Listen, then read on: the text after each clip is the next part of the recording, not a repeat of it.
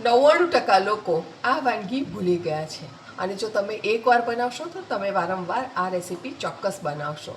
Super સહેલિયા આમ પણ વિસરાતી વાનગીઓ બનાવવામાં સૌથી આગળ હોય છે.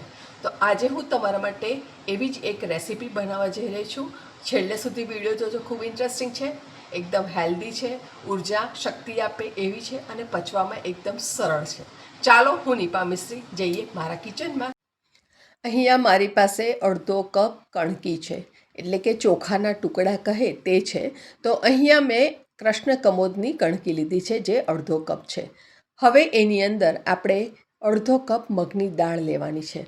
તો પીળી મગની દાળ મેં લીધી છે અને એ પણ અડધો કપ લીધી છે. બંનેનું પ્રમાણ સેમ રાખવાનું છે. બંને વસ્તુને આપણે સારી રીતે મિક્સ કરી લઈશું અને એને સરસ રીતે 3થી 4 વાર પાણીથી ધોઈ લેવાની છે. અને ત્યારબાદ આપણે એની અંદર લગભગ સવા કપ જેટલું પાણી રેડી અને એને પલળવા માટે મૂકી દેવાની છે.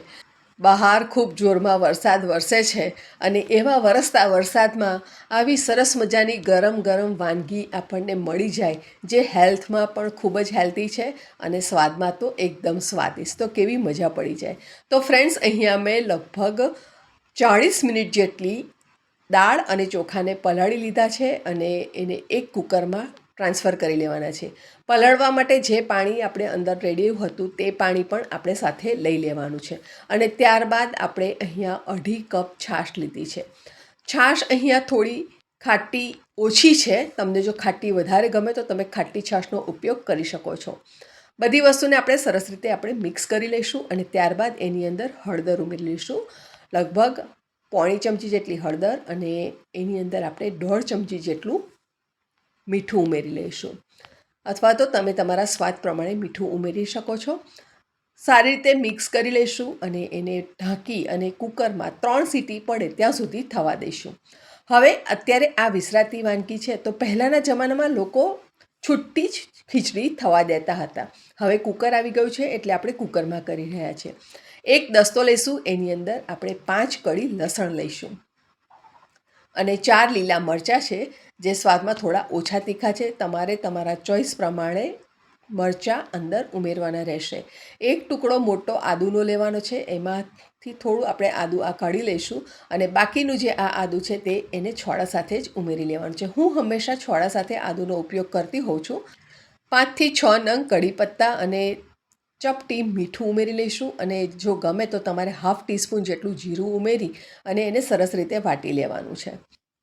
પહેલાંના જમાનામાં આ જ રીતે ખલદસ્તામાં વાટતા હતા, પણ જો તમારી પાસે ખલદસ્તો ન હોય તો તમે મિક્સીમાં પલ્સ મોડ પર ચાલુ બંધ કરી અને તમે એને દરદરું વાટી શકો છો, અથવા તો તમે ચોપરમાં પણ ચોપ કરી શકો છો.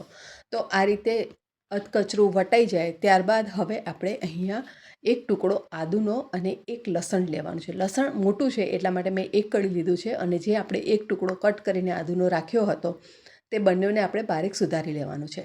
આ સાઈડ જોઈએ તો ખીચડી આપણી સરસ રીતે ચડી ગઈ છે અને એકદમ સરસ ઢીલી થઈ છે અને હજુ પણ આપણે એને થોડું લિક્વિડ કન્સિસ્ટન્સી કરવાની છે.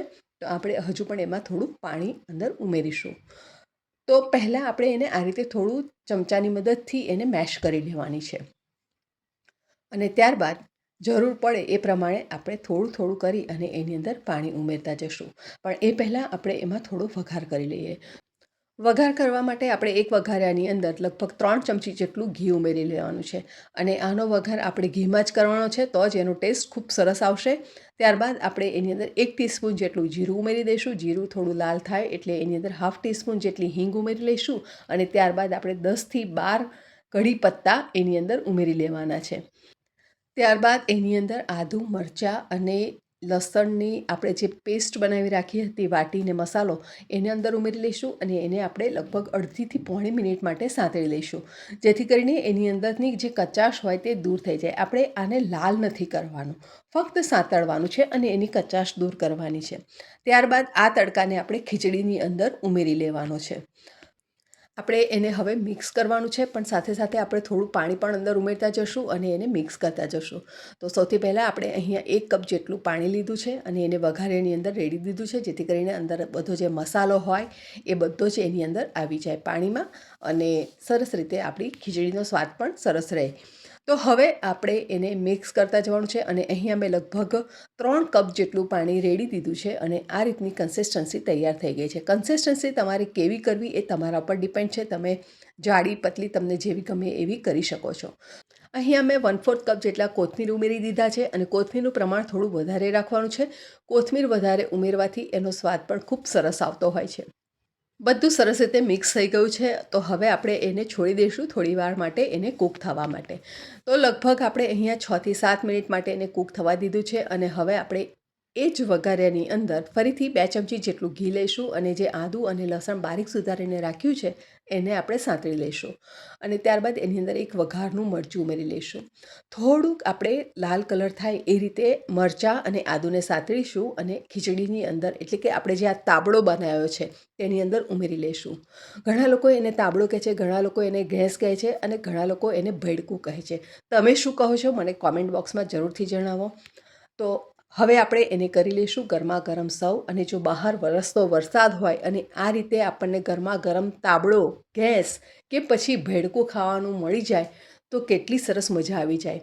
માંદગીમાંથી પણ માણસ ઊભો થઈ જાય એવી સરસ આ ઉર્જાવાન રેસીપી છે. સ્વાદમાં તો સ્વાદિષ્ટ છે જ, સાથે એના ફાયદા પણ ઘણા બધા છે. રેસીપી ગમી હોય તો ચોક્કસ લાઈક કરો અને વિડીયોને લાઈક કર્યા બાદ હાઈપ કરો.